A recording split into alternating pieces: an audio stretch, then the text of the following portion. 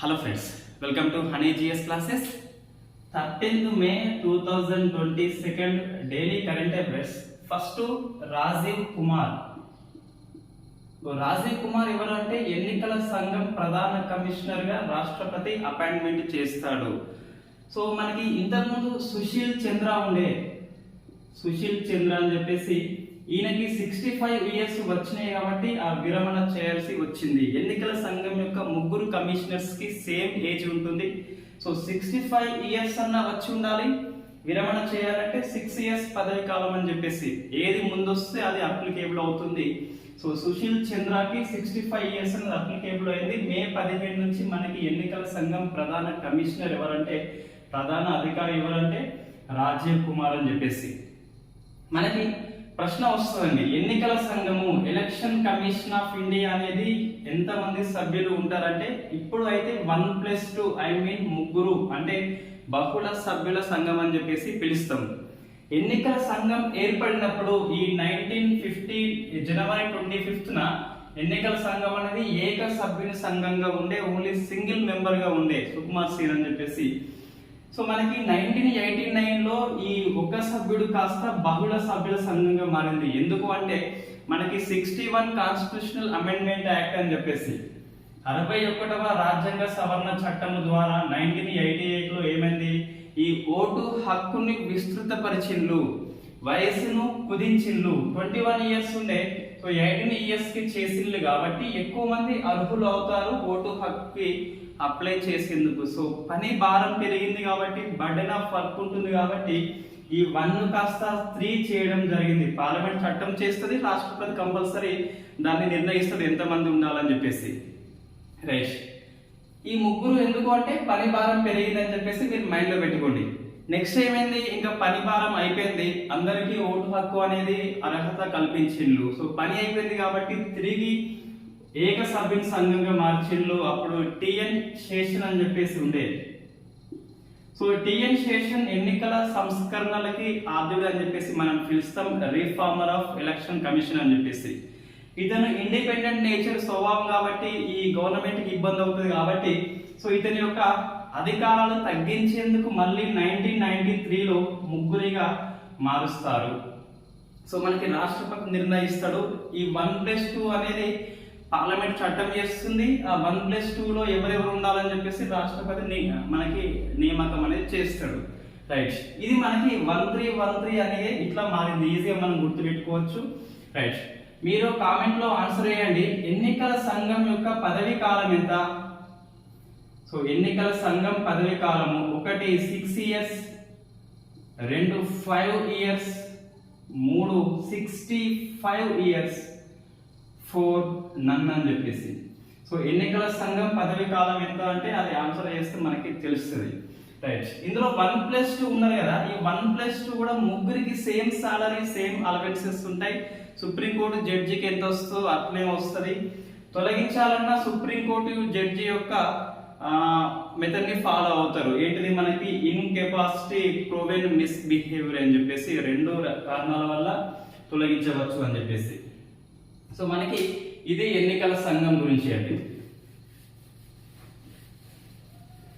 1+2ని కూడా రాష్ట్రపతి నియామకం చేస్తాడు, 1+2ని. సో నెక్స్ట్ కర్ణాటక రాష్ట్రం అనేది ఒక బిల్లుని తీసుకొచ్చింది, చట్టాన్ని తీసుకొచ్చింది ఆర్డినెన్స్ రూపంలో. సో మనకి ఎక్కడ రాలేదు ఇండోలో, ఇప్పుడు వచ్చింది, దొరికింది ఆర్డినెన్స్ అని చెప్పేసి. నేను తెలంగాణ ఉద్యమాన్ని రేపటి నుంచి రెగ్యులర్ క్లాసెస్ లో చెప్తాను. 1 అవర్ క్లాసెస్ ఉంటుంది. టాపిక్ బట్టి ఎక్కువ తక్కువ కావచ్చు, బట్ మినిమం అయితే 1 అవర్ ఉంటుంది. సో పాలిటీ వచ్చేసి ఇది మనం కరెంట్ అఫైర్స్ లో మాక్సిమం కవర్ చేస్తున్నాం అండి. సో మనం ఎక్కడైతే టాపిక్ వస్తుందో అక్కడ మాక్సిమం చెప్పేస్తున్నాం కాబట్టి స్పెషల్ క్లాస్ అనేది పాలిటీకి అవసరం లేదు. సో తెలంగాణ ఉద్యమాన్ని మనం కంటిన్యూ చేద్దాం. సో ఆర్డినెన్స్ ఏంటి అంటే, కర్ణాటక రాష్ట్ర ప్రభుత్వం అనేది సో గవర్నర్ ద్వారా ఆర్డినెన్స్ తీసుకొచ్చింది. ఏంటిది అంటే అది సో మత స్వేచ్ఛ హక్కు చట్టము. సో మత స్వేచ్ఛ హక్కు చట్టం అని చెప్పేసి, so right to freedom of religious అని చెప్పేసి ఆ చట్టాన్ని తీసుకొచ్చింది. ఇన్ఫాక్ట్ మన డిసెంబర్లో ఈ అసెంబ్లీలో ఆమోదించబడింది.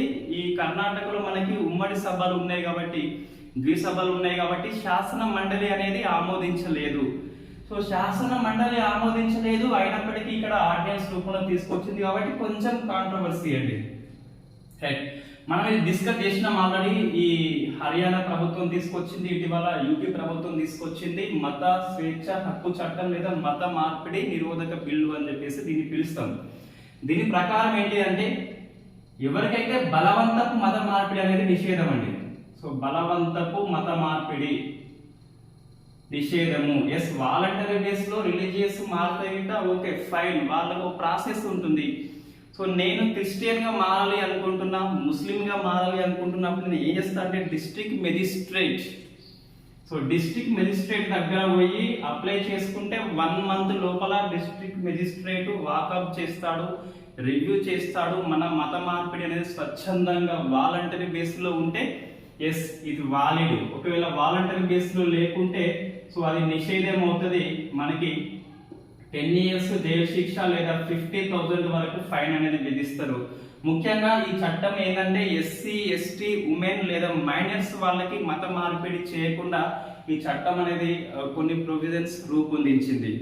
సో మనకి కాంట్రవర్సీ ఏంటి అంటే శాసనసభ ఆమోదించింది, శాసన మండలి ఆమోదించలేదు కాబట్టి సో దీన్ని ఆర్డినెన్స్ రూపంలో దొంగచాటుగా వస్తుందని చెప్పేసి ఇక్కడ కాంట్రవర్సీ అండి. మెయిన్గా క్రిస్టియన్స్ ని ఇది టార్గెట్ గా చేసుకొని ఈ బిల్లు వచ్చిందని చెప్పేసి అక్కడ క్రిస్టియన్స్ ధర్నా చేస్తున్నారు.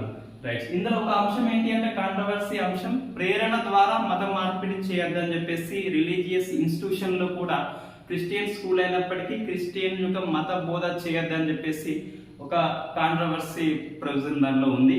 సో ఇది కంపల్సరీ కోర్టు ముంగడికి అయితే వెళ్తుంది, కోర్టు ముంగట పరీక్షకి నిలబడుతుంది.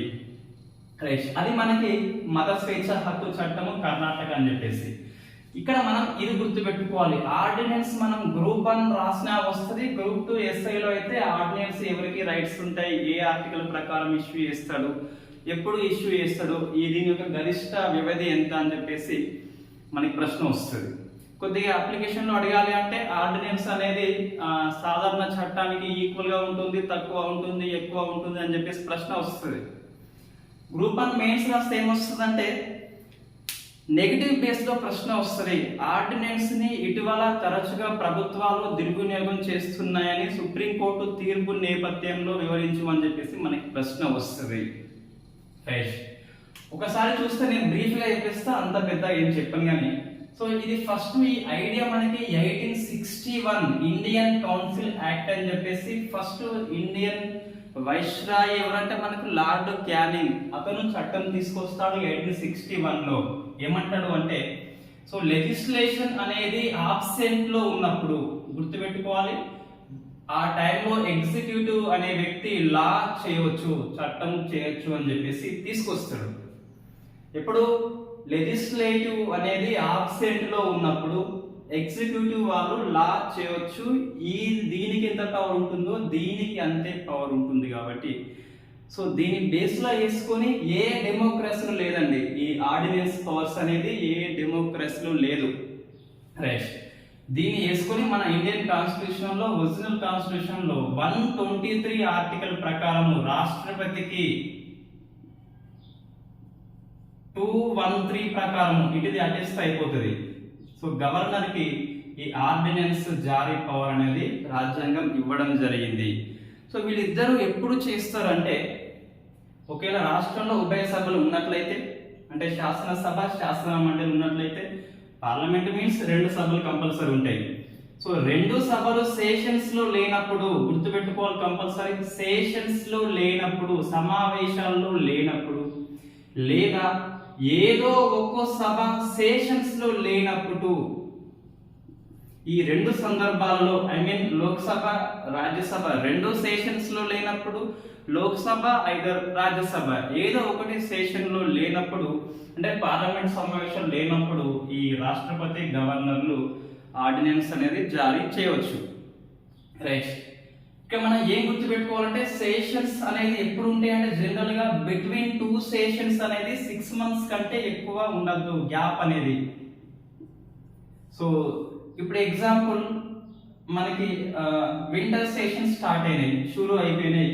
సో మనకి క్యాబినెట్ అంటే కౌన్సిల్ ఆఫ్ మినిస్టర్స్ వాళ్ళు అడ్వైజ్ ఇస్తారండి. సో అడ్వైజ్ ఇస్తారు, ఎయిడెడ్ అడ్వైజ్ ఈ 5 రాష్ట్రపతికి గవర్నర్కి ఇస్తారు. నువ్వు సమన్స్ చేయమని చెప్పేసి, సభని స్టార్ట్ చేయమని చెప్పేసి మన మంత్రిమండలి అడ్వైజ్ ఇస్తుంది. సో మనకి ప్రెసిడెంట్ ఆఫ్ ఇండియా సమన్స్ చేస్తాడు. సమన్స్ మీన్స్ సమావేశము ప్రారంభం చేస్తాడు. ఆ ఫస్ట్ డే నాడు మనకి లోక్సభ స్పీకరు లేదా అసెంబ్లీ స్పీకరు అధ్యక్షతన బిజినెస్ అడ్వైజరీ కమిటీ అని చెప్పేసి మీటింగ్ పెట్టుకుంటారు. ఆ సమావేశంలో ఎటువంటి అంశాలు డిస్కస్ చేయాలో దీంట్లో ఎజెండా నిర్ణయిస్తారు.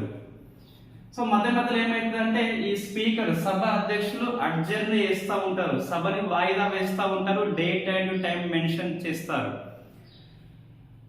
ఈ బిఎస్సిలో ఉన్న అన్ని పాయింట్స్ డిస్కషన్ అయిపోయినాయి. సో మళ్ళీ క్యాబినెట్ అంటే కౌన్సిల్ ఆఫ్ మినిస్టర్స్ స్పీకర్ కి సలహా ఇస్తే స్పీకర్ అప్పుడు సో అడ్జర్న్మెంట్ సైన్ డై చేస్తారు. సైన్ డై మీన్స్ నెక్స్ట్ సమావేశం ఎప్పుడో చెప్పకుండా ఆ సమావేశాన్ని వాయిదా వేస్తాడు. మన ప్రశ్న వస్తుంది ఇక్కడ, అడ్జర్న్మెంట్ సైన్ డై అంటే సమావేశాలు ముగింపు కాదు, అక్కడ జస్ట్ దీర్ఘకాలిక వాయిదా పడ్డాయి. ఇది రాష్ట్రపతికి పంపిస్తే రాష్ట్రపతి ఈ నోటీస్ కి రిప్లై ఇస్తాడు. ఇట్లా ఉంటుంది నోటీస్, సైన్ చేస్తాడు. దీన్ని ప్రోరోగ్ అంటారు, అంటే సమావేశాలు ముగింపు అయిపోయినాయి. సభ ముగింపు కాదు, సమావేశం ముగింపు అయిపోయింది. సో నెక్స్ట్ ఏంటి అంటే మళ్ళా తిరిగి ఎప్పుడు అంటే 6 months లోగా మళ్ళా మీటింగ్ పెట్టుకోవాలి. ఈ 6 months టైం ఏదైతే ఉందో ఇది ఎంతైనా ఉండొచ్చు, బట్ మాక్సిమం 6 months కంటే ఎక్కువ అయితే ఉండద్దు. ఈ సమయాన్ని మనం రీసేస్ అంటాం. సో రీసేస్ మీన్స్ పార్లమెంటు విరామంలో ఉంది, సమావేశంలో లేని కాలాన్ని రీసెస్ అని చెప్పేసి పిలుస్తారు. ఈ రీసెస్ టైంలో రాష్ట్రపతి గవర్నర్లు ఆర్డినెన్స్ ఇష్యూ చేస్తారు. అత్యవసరమైన చట్టము చేయాల్సి వచ్చినప్పుడు, అత్యవసరం గత్యంతరం లేదు అనుకున్నప్పుడు మాత్రమే చట్టము చేయాల్సి ఉంటుంది. దీనికి గత్యంతరం అంత అత్యవసరం ఏమీ లేదు వాస్తవంగా. నెక్స్ట్ మనకు కొద్దిగా అయితే వర్షాకాలము మీటింగ్ స్టార్ట్ అవుతాయి, అప్పుడు ఇది బిల్ అనేది ఆమోదించుకోవచ్చు. బట్ ఏంటంటే శాసనసభలో డిబేట్ ఉంటుంది. సో ఇదండి మనం చెప్పేది ఏంటంటే రీసెస్ టైంలో రాష్ట్రపతి గవర్నర్ ఆర్డినెన్స్ ఇష్యూ చేస్తారు. లోక్సభ రాజ్యసభ ఏ ఒక్క సభ సెషన్స్ లో లేకున్నా కూడా ఒక మనకి ప్రశ్న వస్తుంది, ఇది కూడా మీరు ఆన్సర్ చేయవచ్చు.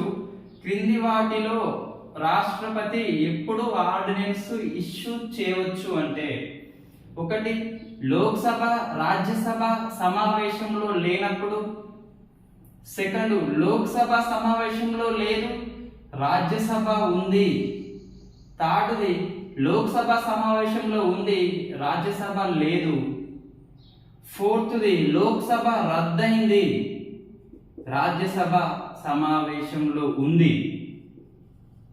సో ఇది క్రింది వాటిలో ఎప్పుడు రాష్ట్రపతి గవర్నెన్స్ ఆర్డినెన్స్ అనేది ఇష్యూ చేస్తాడు అంటే ఏ సందర్భంలో మీరు 1, 2, 3, 4 అక్కడ ఆన్సర్ రాస్తే అయిపోతుంది. సో ఫోర్త్ది లోక్సభ రద్దు రాజ్యసభ సమావేశంలో ఉంది. ఇది మనకి ఆర్డినెన్స్ పవర్ మీద.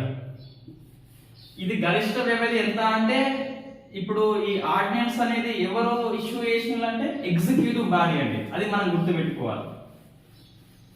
సో సలహా ఇచ్చింది ఎవరంటే ఈ మంత్రిమండలి సలహా ఇచ్చింది కర్ణాటక గవర్నర్ కి. Right. Council of ministers advise ఇచ్చిండు, ఎయిడెడ్ అడ్వైజ్ ఇస్తే గవర్నరు లేదా రాష్ట్రపతి ఆర్డినెన్స్ ఇష్యూ చేశాడు. ఏంటిది? ఈయనే ఎగ్జిక్యూటివ్. ఇదేంటిది? లెజిస్లేషన్ అంటే లా, చట్టము అయింది. సో చట్టము చేస్తే ఎవరు చేయాలి? ఉభయ సభలు చేయాలి లేదా శాసన సభలు చేయాల్సి ఉంటుంది. ఒకటే సభ ఉంటే గిట్ట అంటే ఏంటి? లెజిస్లేషన్ పవర్ అనేది చేయాల్సి ఉంటుంది. సో మన పార్లమెంటరీ డెమోక్రసీ అనేది మెయిన్ ఫార్ములా ఏంటిదంటే ERL ఫార్ములా అంటారు. Executive is responsible to legislation అని చెప్పేసి. సో కార్యనిర్వాహక శాఖ అంటే మంత్రిమండలి రాష్ట్రపతి శాసనసభకి రెస్పాన్సిబిలిటీ వహించాల్సి ఉంటుంది. కాబట్టి ఈ సూత్రం ప్రకారం కంపల్సరీ నెక్స్ట్ మీటింగ్ అయిన తర్వాత 6 వారాల్లోగా 6 weeks లోగా సభ అనేది ఆమోదించాల్సి ఉంటది. సో సభ ఆమోదిస్తే చట్టంగా మారుతుంది, సభ ఇట్లా రిజెక్షన్ చేస్తే చట్టంగా మారదు. ల్యాబ్స్ అయిపోతుంది, రద్దు అయిపోతుంది. రద్దు అయిపోయినప్పటికీ అప్పటి వరకు చేస్తున్న పనులన్నీ అట్లనే ఉంటాయి, అవి రద్దు కావు. రైట్, ఏంటిది నెక్స్ట్ మీటింగ్ ఎప్పుడు అంటే 6 months లోగా అవుతుంది, గ్యాప్ అనేది ఉంటుంది కాబట్టి. సో 6 months ప్లస్ 6 weeks కాబట్టి 6 weeks మీన్స్ 1.5 months కాబట్టి సో 7.5 months అనేది ఒక ఆర్డినెన్స్ యొక్క గరిష్ట వ్యవధి అండి. సో ఇప్పుడు ఆర్డినెన్స్ ఇష్యూ చేసిండు, నెక్స్ట్ మీటింగ్ ఎప్పుడు అంటే 6 months లోగా ఇంకో మీటింగ్ పెట్టాలి కంపల్సరీ. కాబట్టి ఆ 6 months అయినాక 6 weeks లోగా ఆమోదించాల్సి ఉంటుంది. కాబట్టి 7.5 months అనేది ఆర్డినెన్స్ యొక్క గరిష్ట వ్యవధి అని చెప్పేసి మనం పిలుస్తాం. సభ ఆమోదిస్తే చట్టంగా మారింది, సభ రిజెక్షన్ చేస్తే చట్టంగా మారలేదు. 6 weeks అయిపోయింది, సభ సప్పుడు చేయలేదు, గుప్చప్గా కూర్చున్నది. సో అంటే ఏంటిది, యాక్సెప్ట్ చేయలేదు, రిజెక్ట్ చేయలేదు, అప్పుడు ఏమవుతుంది ఇది కూడా మీరు కామెంట్లో చేయండి. సో సభ ఆమోదించడం లేదు మరియు తిరస్కరించడం లేదు, 6 weeks అయిపోయింది, ఆ ఆర్డినెన్స్ యొక్క పరిస్థితి ఏంటి అని చెప్పేసి వాళ్ళు మర్చిపోయిన మొత్తం మీద ఏంటి పరిస్థితి అని చెప్పేసి ఇది. సో మనకి సుప్రీంకోర్టు కేసులు ఏంటి అంటే ఒకటి కూపర్ కేసు అండి.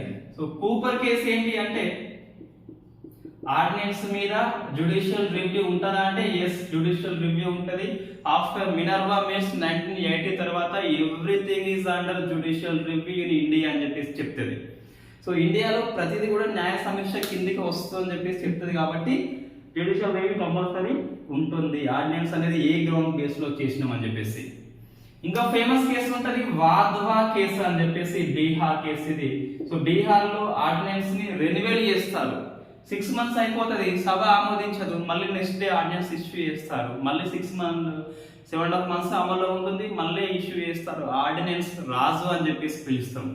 సో రెన్యువల్ చేయొద్దని చెప్పేసి వాధ్వా కేసులో చెప్తుంది, రెన్యువల్ చేయొద్దు, ఒకేసారి ఆర్డినెన్స్ ఇష్యూ చేయాలి ఒకే అంశంకి సంబంధించి, ఇంకోసారి ఇష్యూ అనేది చేయొద్దు అని చెప్పేసి. మరి 2 కేసులు ఉన్నాయి. విమర్శ ఏంటి అంటే ఆర్డినెన్స్ మీద డెమోక్రాటిక్ కంట్రీలో ఇది ఉండదు, ఎక్కడ కూడా, ఇండియాలో మాత్రమే ఉన్నది. It is only exclusive for Indian democracy, the great Indian democracy. ఎందుకు అంటే డెమోక్రసీ మీన్స్ పీపుల్ ఉంటారు కాబట్టి డిబేట్, డిస్కస్, ఓటింగ్ అనేది తప్పించుకునేందుకు ఇది ఒక దొంగదారి అని చెప్పేసి మనం చెప్పొచ్చు. నెక్స్ట్ ఇది సభలో ఏమవుతుందంటే 2 సభలు ఉన్నప్పుడు లోక్సభ బిల్లు ఆమోదించింది, లోపాలు ఉంటే రాజ్యసభ తిరస్కరిస్తుంది. కాబట్టి సో చెక్ అండ్ బ్యాలెన్స్ కి ఇక్కడ అధికారం అంటే అవకాశం ఉన్నది. సో ఇక్కడ ఆ అవకాశం లేదు. సో చెక్ అండ్ బ్యాలెన్స్ కి అవకాశం లేకుండా పోతుంది అని చెప్పేసి మనం చెప్తున్నాం. ఇటువంటి డిమెరిట్స్ బాగా ఉంటాయి ఈ ఆర్డినెన్స్ విషయంలో. రైట్, ఇది మనకి Karnataka right to freedom religious act అని చెప్పేసి. నెక్స్ట్ ఎకనామీ చూస్తే ఏప్రిల్ 2022 లో రిటైల్ ఇన్ఫ్లేషన్, సో రిటైల్ ద్రవ్యోల్బణం అనేది 7.79 వచ్చింది. అంటే 2014 ఏప్రిల్ తర్వాత గడిచిన 8 years లో ఇదే అత్యధికము రికార్డ్ కాబట్టి మనం గుర్తుపెట్టుకోవాలి. మంత్ అండ్ పర్సెంటేజ్ 7.8 అని చెప్పేసి గుర్తుపెట్టుకోవాలి. సో మనకి ఇది ఈ ఏప్రిల్ మాసము అవసరం అంటే కంపల్సరీ రిమెంబర్, గుర్తుపెట్టుకోవాలి. ప్రశ్న అట్లా వస్తుంది. ఇటీవల ఏ మాసంలో గడిచిన 8 సంవత్సరాల్లో అత్యధిక ద్రవ్యోల్బణం నమోదైందంటే సో ఏప్రిల్ మాసంలో నమోదైంది. దీన్ని అంటే ఇది కన్జ్యూమర్ ప్రైస్ ఇండెక్స్, సిపిఐ ఆధారిత ద్రవ్యోల్బణం. అంటే మన వినియోగదారుల, కన్జ్యూమర్ మీన్స్ వినియోగదారులు, అంటే ఈ ఆహార వస్తువుల ధరలు పెరిగితే ఆటోమేటిక్ గా సిపిఐ ధర పెరుగుతుంది కాబట్టి 7.79 అయింది. మన ఇండియాలో ఆర్బిఐ అనేది మానిటరీ పాలసీ కమిటీ మనం నెంబర్ ఆఫ్ టైం డిస్కస్ చేసిన, మళ్ళీ అవసరం లేదు. బట్ ఈ ఎంపీసీ ఏం ఇస్తుంది అంటే ద్రవ్యోల్బణం అనేది 4% ఉంచాలి, +or-2 కూడా ఓకే, అంటే 2 నుంచి 4%, 6 మధ్యన ఉంచాలి. కన్సెక్టివ్ 3 quarters అంటే వరుసగా 9 months కాలంలో 6 కంటే ఎక్కువ ఉన్నట్లయితే ఈ ఎంపీసీలో ఉన్న సభ్యులు ఎవరైతే ఉంటారో వాళ్ళంతా గవర్నమెంట్ కి లేఖ రాయాలి, మేము ఈ ద్రవ్యోల్బణాన్ని లిమిట్ లోపల ఉంచేలా చూడలేదు సారీ అని చెప్పేసి ఎక్స్ప్లెనేషన్ లెటర్ రాయాల్సి ఉంటుంది. సో మనకి జనవరి నుంచి 6 కంటే ప్లస్ ఏ ఉంది. ఇది ఏప్రిల్ మాసం కాబట్టి మేలా ఉంటుంది, జూన్ లా ఉంటుంది. ఇంకొక 3 months కంటిన్యూ అయిందంటే వీళ్ళు లెటర్ రాయాల్సి ఉంటుంది ఎంపీసీ గవర్నమెంట్ కి. ఇంత ఉందా అని చెప్పింది ఎవరంటే సెంట్రల్ గవర్నమెంట్ చెప్పింది. ఉంచేలా చూసేది ఎవరంటే ఎంపీసీ చూస్తుంది, ఆర్బీఐ చూస్తుంది. ఆర్బీఐ అనేది సిపిఐ ఆధారిత ద్రవ్యోల్బణం ఆధారంగా ఆ repo rate, reverse repo rate పెంచుతుందండి. సో ద్రవ్యోల్బణం ఎక్కువైంది కాబట్టి మనకు ప్రశ్న వస్తుంది అప్లికేషన్ లో, సిఆర్ఆర్ ని ఏం చేస్తుంది, రెపో రేట్ ని ఏం చేస్తుంది అంటే పెంచుతుంది రెండింటిని. ఇటీవల మనం చూసినాం మొన్న నాట్ రెగ్యులర్ మీటింగ్. సో ఈ రెపో రేట్ ని 40 బేస్ పాయింట్స్ పెంచింది, 4.40 వేసింది. సిఆర్ఆర్ ని 50 బేస్ పాయింట్స్ పెంచింది, సో 4.5 అని చెప్పేసి చేయడం జరిగింది. మనకి ఇది సిఆర్ఆర్. సో ద్రవ్యోల్బణ టైంలో సిఆర్ఆర్ రెపో రేట్ పెంచితే ఏమైతుంది అంటే వస్తువులకు డిమాండ్ ఉంది ఓకే, బట్ ఇది ఎందుకు పెరిగినట్టు మనకి ధరలు ఎందుకు పెరుగుతాయి అంటే జనరల్ గా మనం ఎక్కువగా ఉంటే ధరలు పెరుగుతాయండి. సో కొనద్దంటే మన దగ్గర డబ్బు ఉండదు. సో డబ్బు ఉంటుందంటే బ్యాంకు లోన్ ఇవ్వద్దు, బ్యాంకు లోన్ ఇవ్వద్దు అంటే వడ్డీ రేట్ ఎక్కువ ఉండాలి. సో రెపో రేట్ సిఆర్ఆర్ పెంచితే ఆటోమేటిక్ గా వడ్డీ రేట్ అనేది ఎక్కువ ఉంటుంది. ఇది మనకి ఏప్రిల్ రిటైల్ అని చెప్పేసి. నెక్స్ట్ సో షాగిటేరియస్ ఏ ఒక కృష్ణ బిలం అండి, బ్లాక్ హోల్ అని చెప్పేసి మన పాలపుంతలో ఉన్న బ్లాక్ హోల్ పేరు షాగిటేరియస్ అని చెప్పేసి. దీన్ని మొట్టమొదటిసారిగా ఈహెచ్టి అనే సంస్థ అంటే టెలిస్కోప్ ఉంటుంది అది, సో టెలిస్కోప్ తోని ఫోటో తీసింది కృష్ణ బిలము, మన పాలపుంతలో ఉన్న కృష్ణ బిలాన్ని. సో షాగిటేరియస్ ఏ అంటే దాన్ని ఫోటో తీసింది ఈహెచ్టి బృందం అని చెప్పేసి, హారిజన్స్ టెలిస్కోప్ అని చెప్పేసి దాన్ని పిలుస్తామండి. రైట్, ఇది మన భూమికి 27,000 కాంతి సంవత్సరాల దూరంలో ఉంది. సో మనకి ప్రశ్న వస్తుంది కాంతి సంవత్సరం అంటే దేనికి ప్రమాణం అని చెప్పేసి, దూరము కాలము. సో ఆన్సర్ సంవత్సరం ఉంది కాబట్టి కాలం కాదు, దూరానికి ప్రమాణం అని చెప్పేసి మనం గుర్తుపెట్టుకోవాలి. సో ఈహెచ్టి అనేది మన కృష్ణ బిలాన్ని ఫస్ట్ టైం ఫోటో తీసింది. ఇట్లా కృష్ణ బిలం అంటే మధ్యలో చీకటిగా ఉంటది, చుట్టూ మొత్తం కాంతివంతంగా ఉంటది అని చెప్పేసి మనం పిలుస్తాం. సో బ్లాక్ హోల్ అది. నెక్స్ట్ ఇంటర్నేషనల్ ఇష్యూ ఇస్తే, సో లక్పా షెర్పా ఒక అమ్మాయి అండి, ఈమె ఎవరెస్ట్ మౌంట్ ఎవరెస్ట్ ని 10 టైమ్స్ ఎక్కింది. సో రికార్డ్ ఇది, ఉమెన్స్ లో ఇన్ని సార్లు ఎవరు ఎక్కలేదు. ఇంతకుముందు 9 టైమ్స్ లక్పా షెర్పా అని చెప్పేసి. సో ఆమె రికార్డు ఆమె బద్దలు కొట్టుకున్నది 10 టైమ్స్. మనకి ఇటీవల 3-4 డేస్ బ్యాక్ ఈ రీటా షెర్పా అని చెప్పేసి, రీటా కమీ షెర్పా, ఈయన అబ్బాయి అండి, తను 26 సార్లు ఎక్కిండు ఎవరెస్ట్ ని. సో ది ఎవరెస్ట్ అని చెప్పేసి అనద్దు, Everest is the highest peak in the world అనొచ్చు, బట్ ది ఎవరెస్ట్ ఎందుకనంటే సో పర్వత శిఖరాల పేర్ల ముందు ఎటువంటి ఆర్టికల్ రాదు, ది హిమాలయస్ అనొచ్చు. ఎందుకు నాకు ఆన్సర్ చేయండి. Yes, the Himalayas correct, article వాడొచ్చు, ఇది పర్వతమే. ది ఎవరెస్ట్ అని చెప్పేసి వాడరాదు, ఎందుకు అని చెప్పేసి.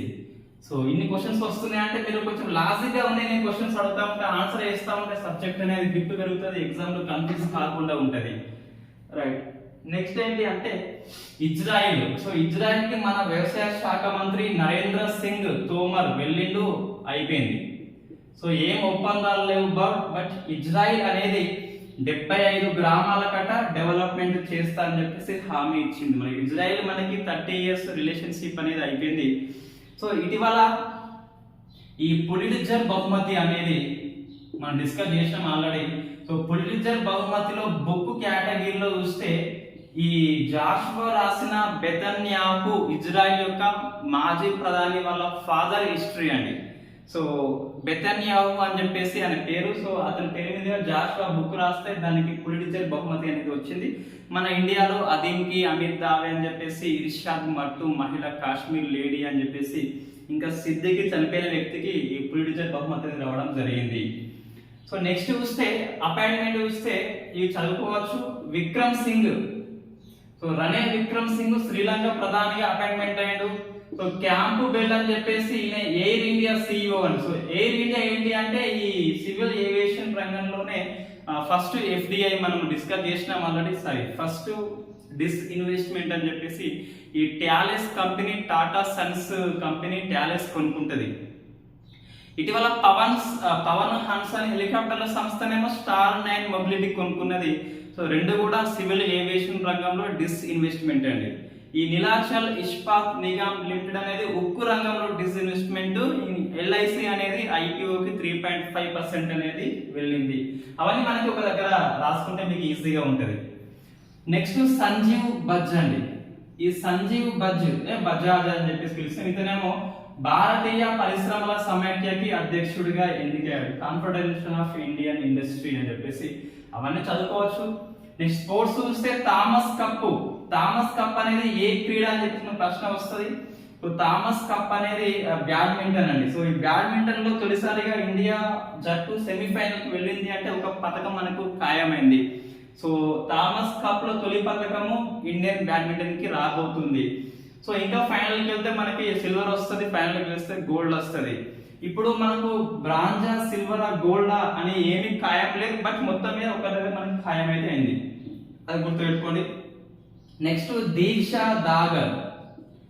సో దీక్షా దాగర్ ఎవరంటే ఈ డెఫ్ ఒలింపిక్స్ మనకి బ్రెజిల్లో జరుగుతున్నాయండి.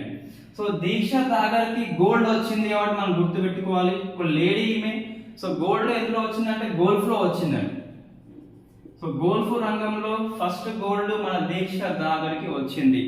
ఈ దీక్షా దాగర్ యొక్క ఇంపార్టెన్స్ ఏంటి అంటే ఈమె సమ్మర్ ఒలింపిక్స్, ఈ టోక్యో ఒలింపిక్స్ కి హాజరైంది, బట్ మొత్తం మీద రాలేదు పథకం. బట్ ఈ డెఫ్ ఒలింపిక్స్, సమ్మర్ ఒలింపిక్స్ రెండింటిలో పార్టిసిపేట్ చేసిన ఫస్ట్ లేడీ ఎవరంటే ప్రపంచంలో ఈ దీక్షా దాగర్ అని చెప్పేసి. మనకి ఇటీవల ఈ డెఫ్ ఒలింపిక్స్ లో ఈ షూటింగ్ లో 10 మీటర్స్ ఎయిర్ రైఫిల్ లో ధనుష్ శ్రీకాంత్ కి వచ్చింది. ధనుష్ శ్రీకాంత్ కి 2 వచ్చినాయి గోల్డ్లు. ఒకటేమో ప్రియాంకతోని ప్రియాస్ అని చెప్పేసి మిక్స్డ్ డబుల్స్ లో వచ్చింది, ప్లస్ సింగిల్ లో వచ్చింది. దేంట్లో ఎయిర్ రైఫిల్ షూటింగ్ లో ధనుష్ శ్రీకాంత్ అని చెప్పేసి 2 గోల్డ్, ఇది ఇంకొక గోల్డ్, మొత్తం 3 వచ్చినాయి ఇండియాకి. రైట్. నెక్స్ట్ టెంపుల్టన్ అవార్డ్ అనేది ఫ్రాంక్ విల్చేక్ అట. సో టెంపుల్టన్ అవార్డ్ అంటే ఇది జీవితకాల సాఫల్య పురస్కారం అని ప్రపంచంలో అతిపెద్ద. టెంపుల్టన్ అవార్డ్ అనేది ఈ ఫ్రాంక్ విల్చేక్ వచ్చింది. సో మనకి ప్రశ్న వస్తుంది, టెంపుల్టన్ అవార్డు గ్రహించిన వారిలో భారత రాష్ట్రపతి ఎవరని చెప్పేసి. సో సర్వపల్లి రాధాకృష్ణన్ గుర్తుపెట్టుకోండి.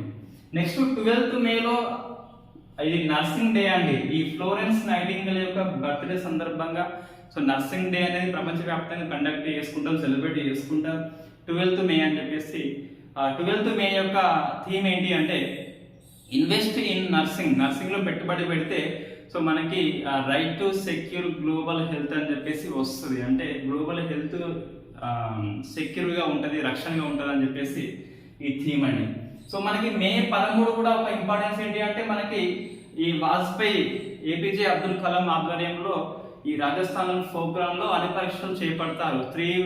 మే 11న, ఇంకో 2 అనేవి ఇవాళ మే 13న చేపడతారు. మన రేపటి నుంచి పొద్దున